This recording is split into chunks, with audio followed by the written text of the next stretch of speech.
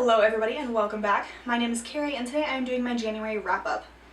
I managed to read 10 books in January, 6 or 7 of them because I participated in the 24 and 48 hour readathon that happened the last weekend of January. But either way, I managed to read 10 books. I'm quite happy with that, so let's get into them. First one is Dragonfly and Amber by Diana Gabaldon. This is the second in the Outlander series and it follows Claire and Jamie after the events of the first book, obviously, but the Battle of Culloden is in this one. Kind of important. I really enjoyed this book. The lines are great. I love the fact that she writes in dialect. I think it's amazing. I enjoyed the fact that they went to France. It felt sometimes overly contrived, but I think when you're writing, 8 books that are all over 600 pages, that happens. So that's forgivable, and it's a really good historical romance. I also read Helen of Troy by Margaret George. This follows Helen of Troy throughout her life, from when she is young and not allowed outside the palace walls to when she marries Menelaus, up until when she comes back because Paris has been killed. I found this a very interesting look at Helen of Troy. It made me see her as a person and not just a myth. Margaret George has a wonderful way of writing and an interesting way of looking at characters that I would not have thought to look at them. Oh yeah, I gave Helen of Troy 4 out of 5, I think, and I gave Dragonfly and Amber 4.5. They were both good reads. Then I read The Overstory by Richard Powers, or more specifically, I finished this book. I have been reading this since November and I finished it early January. This book I gave a 5 out of 5 stars. It is about trees. It follows several different generations of people and people from all walks of life, all ethnicities, everything. It is amazing and I absolutely loved it. I did a full book review on this, so I will leave that link down below. Then for the 24 and 48, I read The Continent by Kira Drake.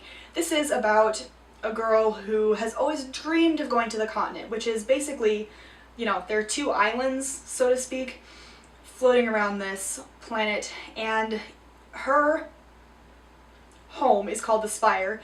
She lives there with her parents and everybody else. It's peaceful, has been for over 200 years. Across the ocean is the continent, and there are still 2 very large warring tribes there, and they've been warring for over 200 years. She and her parents take a trip to the continent, and she ends up stuck there. I absolutely love this book. It was 5 out of 5 for me, completely unexpected, but it's short and yet really packs a punch. My one, sort of complaint was that sometimes I wanted more. However, with a book that's, 324 pages, that makes sense. The descriptions are incredibly vivid. There is a love interest in this, but it was well done. There was also sort of some realistic romance aspects of it, specifically with the first guy her age that we meet, and I really enjoyed that aspect because you don't see that a lot in YA books. Definitely recommend. I then read Rebel Spring by Morgan Rhodes. I was planning on reading books 2, 3, and 4 during the readathon, but I got bored and so I didn't. But I did read Rebel Spring and I think I gave it a 3.5. It wasn't a bad book, but it was also very eye-rolling to me, and so I didn't enjoy it as much as a lot of other people did. I do still intend to finish the series because at this point I'm more invested than I was, and I want to see how this works out, but not so much that I'm going to jump into the next book now. However, one series that I planned to read and did read was the Grishaverse trilogy, which is Shadow and Bone, Siege and Storm, and Ruin and Rising, all by Leigh Bardugo. I read this trilogy during the readathon and thoroughly enjoyed it. I think they all earned solid 3 out of 5s. They were good books. Very predictable, which is saying a lot because I don't predict things well, so if I can predict it, it's saying something. A little bit cringy sometimes, but I enjoyed the romance, not the Darkling, because that's not romance, that's manipulative, bastardy, but I enjoyed Mal and whoever our main character is, Alina. I enjoyed Alina. Nikolai was really fun. I totally called that. And I loved the descriptions in it, but it is definitely noticeable that these are not her best work. However, having also read Six of Crow, I know that she improves. So these are a great start, and I'm glad she kept going.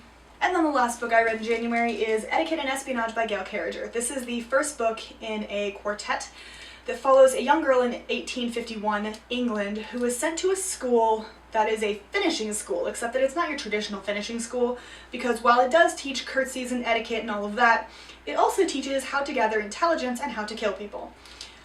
I thoroughly enjoyed this. I've been eyeballing this series for a while. I got it from my library, and I'm really glad I did. The school is set in a flying dirigible, which I suppose is redundant because dirigibles, by definition, fly. Anyway, it's set in a dirigible, and this girl is just everything you expect from a YA heroine. She's not what she's supposed to be in Victorian England. That's why she was sent to the finishing school. But I love the relationships that she makes. There's the beginnings of a romance, but it's not much of one. And I liked that. I liked the fact that I know it will develop over the course. There's a couple of comments about race. One of the characters is black. And I think it's interesting how it's dealt with, even if it's not what it should be necessarily. It's hard to explain without spoiling, but I did really enjoy this book and I'm excited to continue the series. That one I think 4 out of 5. Those are the 10 books I read in January. I hope you enjoyed, and I will see you in my next video. Bye!